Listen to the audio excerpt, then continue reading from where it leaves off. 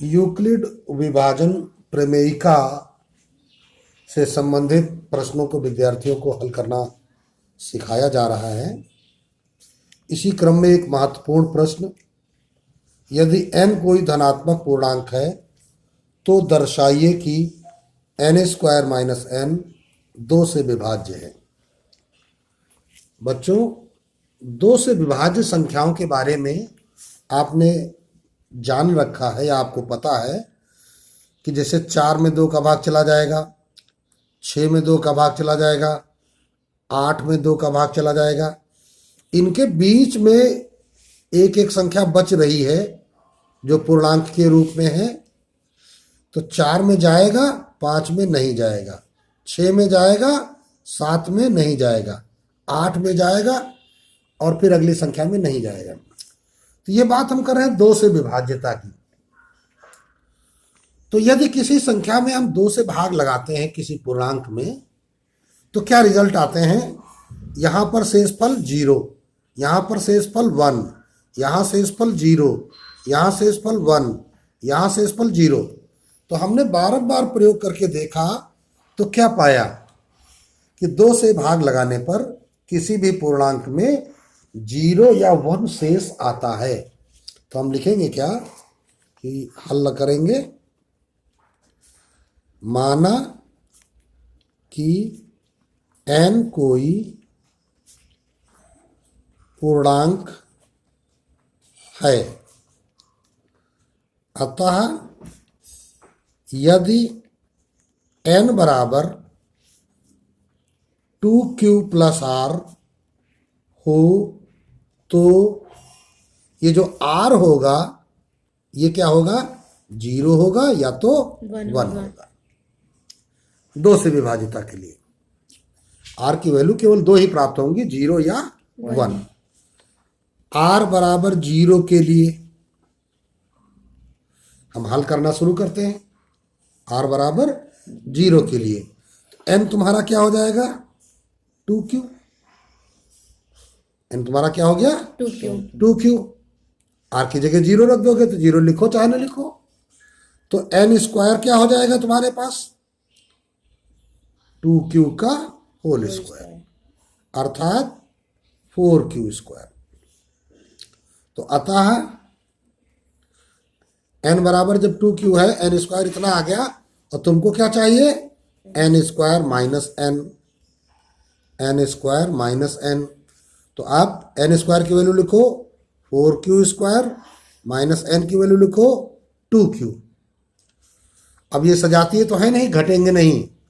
यहां पर 2q common हो रहा है तो बचेगा क्या? 2q minus 1। तो इस प्रकार हमने देखा, क्या देखा कि 2 अलग कर दो, बचा क्या? q of 2q minus 1। तो अगर किसी संख्या में, मान लीजिए ये क्या है, कोई एक पूर्णांक है, अगर हम उसमें 2 का गुणा कर रहे हैं तो उसमें 2 का भाग चला जाएगा उसके गुणनफल में। या यूं कहें, ये n² माइनस n का जो रिजल्ट आया है वो 2 इंटू समथिंग के रूप में आया है। तो इसका मतलब इस संख्या में अगर पूरी संख्या में हम 2 का भाग लगाना चाहेंगे तो 2 2 कट जाएगा, भाग पूरा पूरा चला जाएगा। तो क्या लिखेंगे? इसलिए n² माइनस n 2 से विभाज्य है। तो अब देखिए भाई, अभी आपने केवल r बराबर 0 के लिए सत्यापन किया है। अब आइए r बराबर 1 के लिए। तो r बराबर जब 1 रखोगे तो n बराबर क्या हो जाएगा? 2q plus 1। n बराबर 2q प्लस 1। तो n² क्या हो जाएगा? 2q प्लस 1 का होल स्क्वायर। तो a प्लस b का होल स्क्वायर लगाइए, 4q² प्लस 1 प्लस 2 दूनी 4q। ये तुम्हारे पास, इसको सही ढंग से लिख दीजिए, 4q² प्लस 4q प्लस 1। ये वैल्यू निकल आई काहे की? n² की।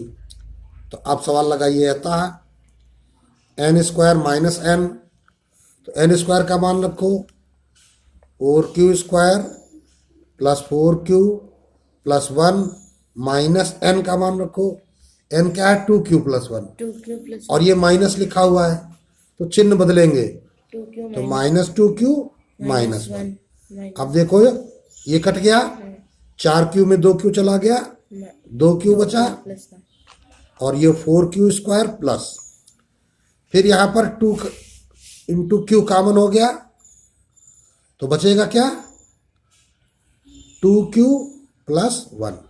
तो इस प्रकार देखो ये 2 इंटू समथिंग हो गया, अर्थात ये जो रिजल्ट आया है ये क्या है 2 से विभाज्य है। तो क्या लिखेंगे, अतः एन स्क्वायर माइनस एन 2 से विभाज्य है। तो हमने क्या देखा कि r बराबर 0 के लिए ये 2 से विभाज्य था और r बराबर 1 के लिए ये 2 से विभाज्य था, और n क्या था, कोई पूर्णांक था। तो अब हम लिखेंगे अतः किसी पूर्णांक n के लिए, कोई भी पूर्णांक n हो, एन स्क्वायर माइनस एन 2 से विभाज्य होगा या विभाजित होगा, ये हमेशा सत्य होगा।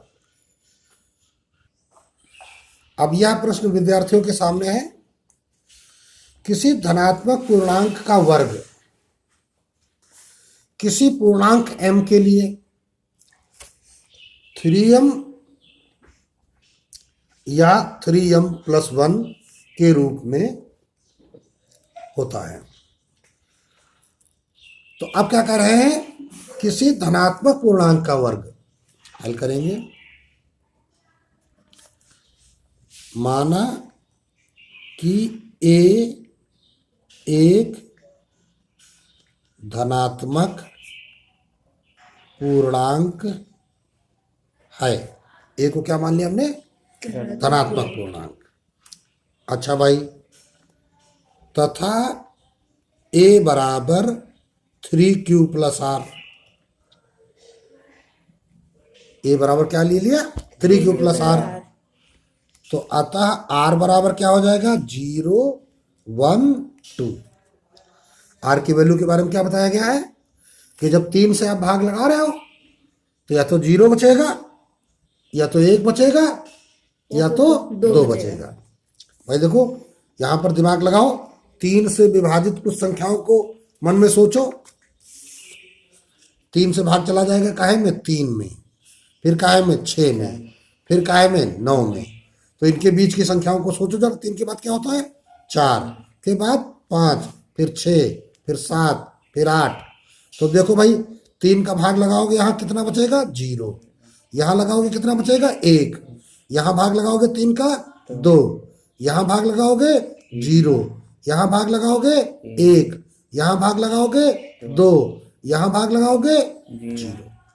तो इस प्रकार 3 का भाग लगाने समय 0 1 2 0 1 2, इसी प्रकार बार बार 0 1 या 2 ही प्राप्त होगा और कुछ नहीं प्राप्त होगा। तो क्या कहेंगे, r बराबर 0 के लिए पहले स्टेप आ गई, r बराबर 0 के लिए क्या होगा, a बराबर 3q हो जाएगा। ठीक, तो क्या कहा गया था, पूर्णांक का वर्ग, तो a स्क्वायर निकालो, 3q का होल स्क्वायर बराबर कितना हो गया 9q स्क्वायर, और ये 9q स्क्वायर काहे के रूप में हो गया 3 into 3q square. 9q square को हम क्या लिख सकते हैं 3 गुणित इतना। तो अब देखो भाई यहां पर इस ब्रैकेट को यदि आप m कहें, इस ब्रैकेट को क्या कहें m बराबर 3q स्क्वायर के लिए, m की वैल्यू क्या हो गई 3q स्क्वायर, तो ये क्या बन गया 3m। तो a स्क्वायर किस रूप में आ गया 3m के रूप में। 3m का मतलब 3 इंटू समथिंग, m माने समथिंग। अच्छा, r बराबर 2 के लिए, सॉरी 1 के लिए, तो a बराबर क्या हो जाएगा 3q प्लस 1। अब इसका वर्ग निकालो, a स्क्वायर बराबर 3q प्लस 1 का होल स्क्वायर, तो बराबर 9q स्क्वायर प्लस 1 प्लस 2 ये भी 3 दूनी 6q। ये आ गया। तो अब देखो सही ढंग से लिखो, 9q स्क्वायर था प्लस 6q प्लस 1, ठीक है ना। तो 9q स्क्वायर है, इन दोनों में देखो कॉमन लो, तो क्या कॉमन होगा 3q, बचेगा क्या 3q प्लस 2 प्लस 1।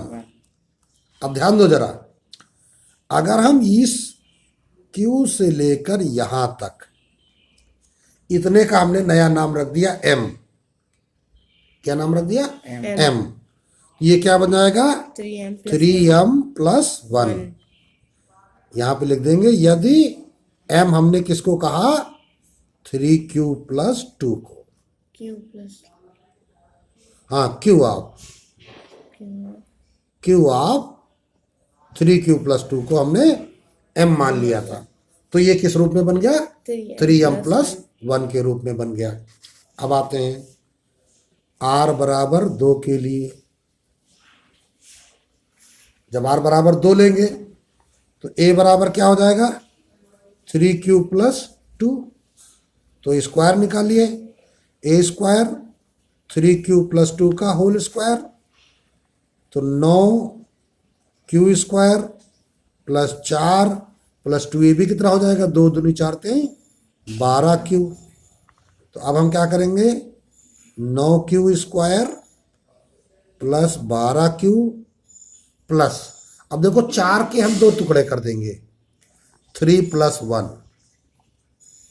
क्यों हमने किया ऐसा, हमको इतने में 3 कॉमन मिल जाएगा, तो 3 कॉमन ले लिया, तो बचा क्या 3q square plus 4q plus 1 plus 1। अब इस ब्रैकेट का नाम हमने रख दिया m, तो ये किस रूप में आ गया 3m प्लस 1। क्या किया हमने, यदि हमने किसको m मान लिया है 3q square plus 4q plus 1 बराबर m। तो इस प्रकार हमने देखा कि r बराबर 0 के लिए 3m प्राप्त हुआ, r बराबर 1 के लिए 3m प्लस 1 प्राप्त हुआ, r बराबर 2 के लिए 3m प्लस 1 प्राप्त हुआ। तो इसका मतलब हो गया किसी भी धनात्मक पूर्णांक का वर्ग किसी पूर्णांक m के लिए 3m या 3m प्लस 1 के रूप का होता है। तो हम लिख देंगे अतः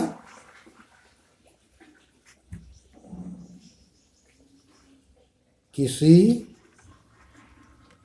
धनात्मक पूर्णांक का वर्ग किसी पूर्णांक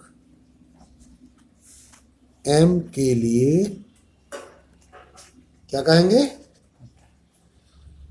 3m या 3m प्लस 1 के रूप का होता है।